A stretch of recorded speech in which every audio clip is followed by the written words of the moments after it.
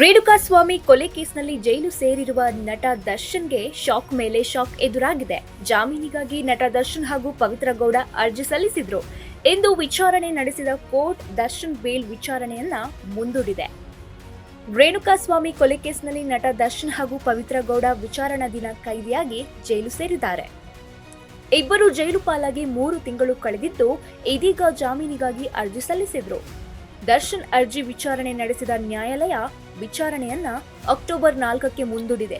ವಕೀಲರು ವಾದ ಮಂಡನೆಗೆ ಕಾಲಾವಕಾಶ ಕೋರಿದ ಹಿನ್ನೆಲೆ ವಿಚಾರಣೆ ಮುಂದೂಡಿದ್ದು, ದರ್ಶನ್ಗೆ ಸದ್ಯಕ್ಕೆ ಬೇಲ್ ಸಿಗೋದು ಕಷ್ಟ ಎನ್ನಲಾಗ್ತಿದೆ. ದರ್ಶನ್ ಹೇಳಿಕೆ ಆಧರಿಸಿ ಸಾಕ್ಷ್ಯ ಸಂಗ್ರಹಿಸಿದ್ದಾಗಿ ಹೇಳಲಾಗಿದೆ. ಆದರೆ ಸಾಕ್ಷ್ಯ ಗಮನಿಸಿದ್ರೆ ಪ್ರಾಸಿಕ್ಯೂಷನ್ ಆರೋಪಗಳು ಸುಳ್ಳು ಎಂದು ಅನಿಸುತ್ತಿದೆ. ಸಾಕ್ಷ್ಯಾಧಾರಗಳನ್ನು ಸೃಷ್ಟಿಸುವ ಕೆಲಸವಾಗಿರುವುದು ಕಂಡುಬರುತ್ತಿದೆ ಎಂದು ದರ್ಶನ್ ಪರ ವಕೀಲರು ವಾದ ಮಂಡಿಸಿದ್ದಾರೆ. ಇತರ ಆರೋಪಿಗಳ ಮೊಬೈಲ್ ಸಂದೇಶಕ್ಕೂ ದರ್ಶನ್ಗೂ ಯಾವುದೇ ಸಂಬಂಧವಿಲ್ಲ, ಕೃತ್ಯಕ್ಕೂ ಮೊಬೈಲ್ ಸಂದೇಶಗಳಿಗೂ ಯಾವುದೇ ಸಂಬಂಧವಿಲ್ಲ, ಸಿಸಿಟಿವಿ ದೃಶ್ಯಾವಳಿ ಸತ್ಯವೆಂದು ನಂಬಿದ್ರೂ ದರ್ಶನ್ ಪಾತ್ರ ಸಾಬೀತಾಗ್ತಿಲ್ಲ. ಹೀಗಾಗಿ ದರ್ಶನ್ ಅವರಿಗೆ ಬೇಲ್ ನೀಡುವಂತೆ ವಾದ ಮಂಡಿಸಿದ್ರು.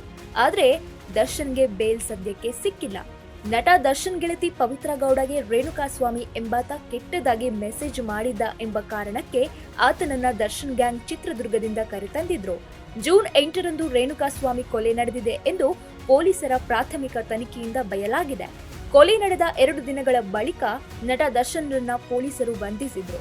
ರೇಣುಕಾಸ್ವಾಮಿ ಕೊಲೆಯಾದ ಬಳಿಕ ನಟ ದರ್ಶನ್ ಡೆವಿಲ್ ಸಿನಿಮಾ ಶೂಟಿಂಗ್ಗಾಗಿ ಮೈಸೂರಿಗೆ ತೆರಳಿದ್ರು. ಜೂನ್ 11ರಂದು ಮೈಸೂರಿನ ಹೋಟೆಲ್ನಲ್ಲಿ ದರ್ಶನ್ ಅವರನ್ನ ಬಂಧಿಸಲಾಗಿತ್ತು. ಬಳಿಕ ಪೊಲೀಸರು ಅದೇ ದಿನ ದರ್ಶನ್ ಅವರನ್ನ ಬೆಂಗಳೂರಿಗೆ ಕರೆತಂದಿದ್ರು. ದರ್ಶನ್ ಬಂಧನದ ಸುದ್ದಿ ಕೇಳಿ ಇಡೀ ಸ್ಯಾಂಡಲ್ವುಡ್ ಬೆಚ್ಚಿಬಿದ್ದಿತ್ತು. ನಟ ದರ್ಶನ್ ಅವರನ್ನ ಬಂಧಿಸಿದ ಪೊಲೀಸರು ಬೆಂಗಳೂರಿಗೆ ಕರೆದುಕೊಂಡು ಬಂದು ವಿಚಾರಣೆ ನಡೆಸಿದ್ರು. ಬಳಿಕ ನಟಿ ಪವಿತ್ರ ಗೌಡ ಸೇರಿದಂತೆ ಇತರೆ ಆರೋಪಿಗಳನ್ನ ಕೂಡ ಪೊಲೀಸರು ಬಂಧಿಸಿ ಕರೆದುಕೊಂಡು ವಿಚಾರಣೆ ನಡೆಸಿದ್ರು. ಅನ್ನಪೂರ್ಣೇಶ್ವರಿ ನಗರ ಠಾಣೆಯಲ್ಲಿ ಪೊಲೀಸರು ವಿಚಾರಣೆ ನಡೆಸಿದ್ರು. ಜೂನ್ 11ರಂದು ದರ್ಶನ್ ಬಂಧಿಸಿದ ಬಳಿಕ ಬರೋಬ್ಬರಿ 12 ದಿನ ದರ್ಶನ್ ಪೊಲೀಸ್ ಕಸ್ಟಡಿಯಲ್ಲಿದ್ರು. ಕೊಲೆ ಕೇಸ್ಗೆ ಸಂಬಂಧಿಸಿದಂತೆ ವಿಚಾರಣೆ ನಡೆಸಿದ್ರು.